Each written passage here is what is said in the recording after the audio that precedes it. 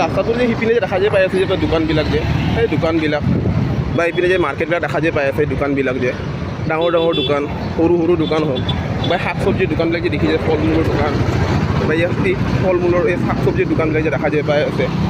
ইয়াতে আপোনাৰ বহুতবিলাক দোকান আছে হয়নে সেই দোকানবিলাকত আপোনাৰ মানুহবিলাকে ব্যৱসায়ো কৰিছে দোকানো দি আছে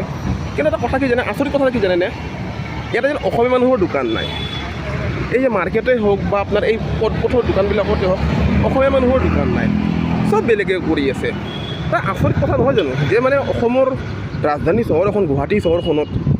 অসমীয়াৰ দোকান নাই অথচ আপোনাৰ গুৱাহাটীৰ দৰে চহৰ এখনত ক'ৰ অন্য ৰাজ্যৰ পৰা মানুহবিলাক আহি কিনে ব্যৱসায় বাণিজ্য টকা উপাৰ্জন কৰি কিনে লৈ যাই আছে আচৰিত কথা নহয় আচলতে কেৱল অসমীয়া মানুহবিলাক আচলতে এলেহুৱা আৰু অকৰ্মণ্য হয় সঁচা কথা ক'ব কাৰণে যদি যাওঁ যদি অকৰ্মণ্য আৰু এলেহুৱা হয় সেইকাৰণে আজি অসমৰ দৰে জেগাত বা অসমৰ ৰাজধানী চহৰখন গুৱাহাটীতে অসমতো বিভিন্ন জেগাত বৰ্তমান সেয়াই চলি আছে চব বেলেগে ব্যৱসায় বাণিজ্য কৰিছে আমাৰ অসমীয়াটো নকৰে ইয়াৰ কিন্তু কেনেকুৱা আচৰিত কথা যে অসমৰ ৰাজধানী চহৰখন গুৱাহাটী চহৰত সৰুৱে হওক বা ডাঙৰে হওক চব বেলেগে ব্যৱসায় কৰিছে আমাৰ অসমীয়া মানুহ দেখোন দোকান পাহাৰ নায়ে দেখোন একো দেখোন